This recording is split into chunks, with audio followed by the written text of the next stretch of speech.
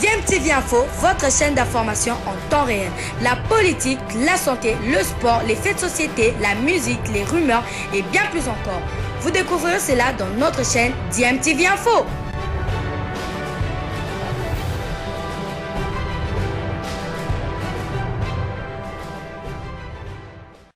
Vous êtes sur DMTV, bonjour ou bonsoir, tout dépend de l'heure à laquelle vous nous suivez. Tout plaisir est pour nous de vous retrouver, mais surtout de savoir que vous êtes nombreux en train de suivre votre chaîne YouTube DMTV. DMTV qui vous propose l'actualité, mais nous vous proposons également des analyses et des réflexions sur des sujets d'actualité, sur des faits sociaux ou tout simplement sur des réalités que nous observons ici chez nous en République démocratique du Congo. C'est l'heure de notre tour d'horizon, ce tour d'horizon qui nous permet de partager avec vous les quelques informations que nous avons de nos internationaux, surtout en prélude de cette double confrontation entre la RDC et le Madagascar dans le cadre des éliminatoires de la Coupe du Monde Qatar 2022. Nous sommes là dans la 3e et 4e journée. Il est donc important pour le staff technique et même pour le public sportif congolais d'être au courant de la performance de nos joueurs. Qui est titulaire, qui est en manque de temps de jeu? Eh bien, c'est grâce à ce tour d'horizon que vous allez donc avoir toutes ces informations. Alors, nous débutons ce tour d'horizon par la Turquie où se jouait la 5e journée de Super League, le championnat turc de première division, et ce déplacement du leader Beşiktaş sur le terrain d'Antalyaspor. 2-3, belle victoire donc pour Ntsakala et ses poulains. Je signale qu'il y a aussi un binational congolais qui joue désormais pour cette équipe de Beşiktaş. Il s'agit de l'international belge Michy Batshuayi. Alors Fabrice Ntsakala a joué toute la rencontre pour la 2e fois consécutive pour le bonheur des supporters de Beşiktaş, mais aussi pour le bonheur des Léopards. Nous étions tous inquiets, bien évidemment, après le malaise dont il a été victime. Et c'était pour la 2e fois, je l'ai dit, car la première fois, son retour, donc c'était lors de ce grand match qui opposait son équipe à Dortmund de Haaland dans le cadre de la première journée de la phase des groupes de la Champions League. Alors après cette victoire, Beşiktaş occupe la première place de Super League, le championnat turc de première division, avec 4 victoires, un match nul et 0 défaite. 10 buts inscrits contre 2 seulement encaissés. Inutile de vous dire que le tenant du titre de ce championnat frappe fort à l'entame de ce championnat, espérant que ça puisse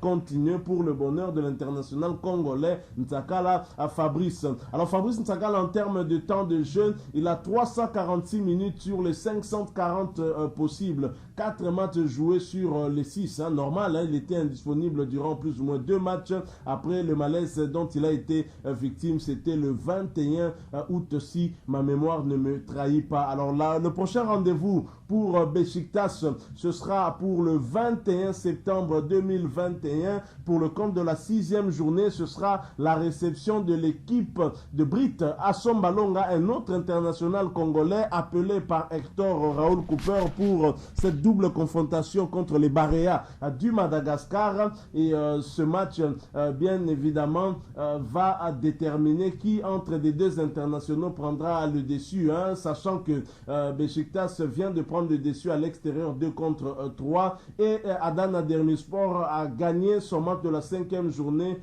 face à Rizespor de Yannick Yalabolazi, 3-1. Alors nous restons en Turquie puisque nous parlons de Britt Assombalonga. Nous allons donc parler de ce match qui a opposé Adana Demirspor face à Rizespor de Yannick Yalabolazi, 3-1. Yannick Yalabolazi avait été titularisé dans ce match-là, même s'il n'a pas joué toute la rencontre. Il a été remplacé à la 65e minute par Loïc Rémy. Quant à Britt Assombalonga dans l'autre équipe, lui n'était pas titulaire, il était sur le banc. Il a débuté sur le banc, mais il a remplacé le virevoltant Mario Balotelli à la 82e minute de jeu. Yannick Yalabolazi et Rizespor, c'est 150 minutes en termes de temps de jeu sur les 180 minutes possibles. Il venait d'être transféré en cours de saison. Yannick Yalabolazi a donc joué depuis qu'il est là 2 2 matchs sur les 2 possibles. Quant à Britt Assombalonga, c'est 260 minutes en termes de temps de jeu sur les 450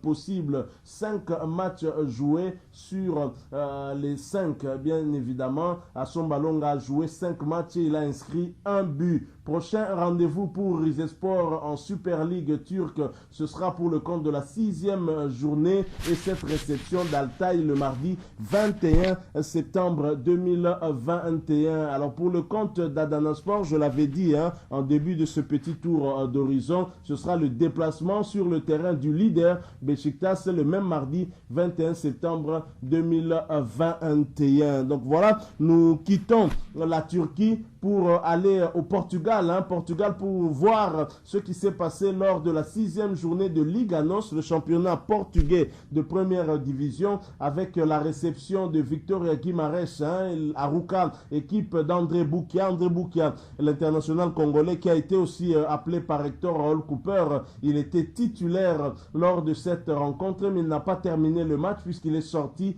à la 80e minute. Il faut dire que son équipe, Arouca, n'a pas réussi à remporter les 3 points. 2 buts partout. Arouca s'est contenté donc d'un petit point. Et Arouca occupe la 13e place de Liga NOS, le championnat portugais de première division, avec une petite victoire, 2 matchs nuls et 3 défaites. 6 buts inscrits contre 12 encaissés. Inutile de dire que le bilan n'est pas très positif de ce côté-là. Par contre, en termes de temps de jeu, l'international congolais André Boukia a 668 minutes en termes de temps de jeu et un but inscrit. Et les 668 minutes, c'est quand même sur les 720 minutes possibles. 8 matchs sur les 8 possibles. Notre compatriote a joué et pour le prochain rendez-vous de son équipe Arouca en Liga NOS, ce sera pour le compte de la 7e journée et ce déplacement sur le terrain de Morian-Reims, ce sera pour le samedi 25 septembre 2021. Nous restons en Liga NOS pour cette fois-ci parler d'un autre international congolais qui avait répondu présent au rendez-vous de la première et deuxième journée pour des démarches administratives. Il va revenir pour le compte de la 3e et 4e journée. Lui, c'est Charles Piquel. Charles Piquel qui joue du côté de Famalicão et qui recevait Maritimo. 0 but partout entre les deux équipes et l'international congolais était titulaire et a joué toute la rencontre pour la 3e fois consécutive. 270 minutes sur les 270 possibles, c'est le temps de jeu de Charles Piquel. 3 matchs donc sur les 3 possibles. Alors prochain rendez-vous de Famalicão en Liga NOS, ce sera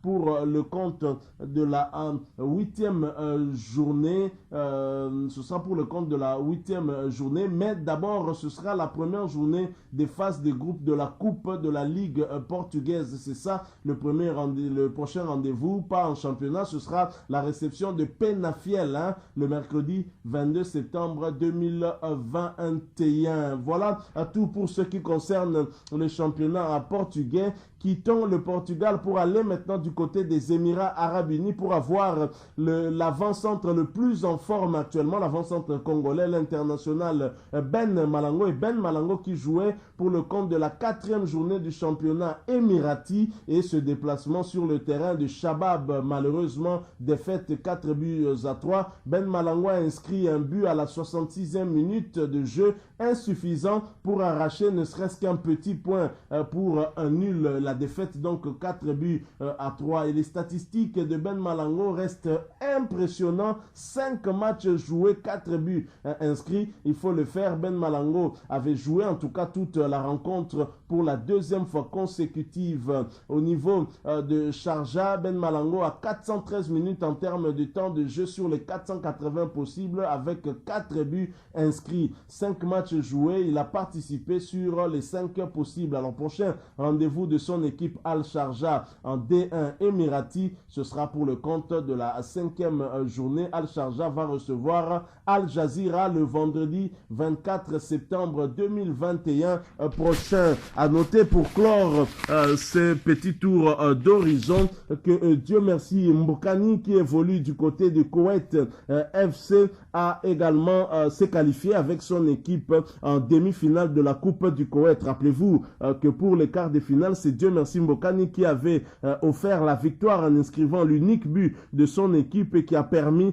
à son équipe de Koweït FC de se qualifier pour les quarts de finale de cette coupe. Et là, ils continuent leur marche en tout cas vers ce titre, espérant que Dieu merci Mbokani pourra soulever cette coupe de Koweït. Donc voilà tout, en tout cas en ce qui concerne les quelques internationaux que nous venons de vous proposer, qui ont joué, qui jouent en tout cas, beaucoup sont titulaires, hein, beaucoup sont en train de grappiller vraiment du temps de jeu. Je pense que Hector Roll Cooper ne s'est pas trompé en les sélectionnant pour cette double confrontation contre le Madagascar. Alors si vous avez aimé, merci de partager avec nous ce sentiment en nous laissant un maximum de j'aime, hein, mais surtout partagez aussi avec nous votre point de vue en nous le laissant à travers un commentaire. Vous êtes nouveau ou ancien sur cette chaîne et que vous n'êtes pas encore abonné, ben n'hésitez pas, abonnez-vous et n'oubliez pas d'activer la petite cloche de notification en cliquant tout simplement sur celle que vous verrez apparaître dès que vous serez abonné, parce qu'elle vous permettra de ne plus rien manquer des prochaines vidéos que nous allons vous proposer. Une fois de plus, merci. Nous espérons vous retrouver bientôt avec un autre sujet d'actualité. En attendant, portez-vous bien et DMTV vous dit au revoir.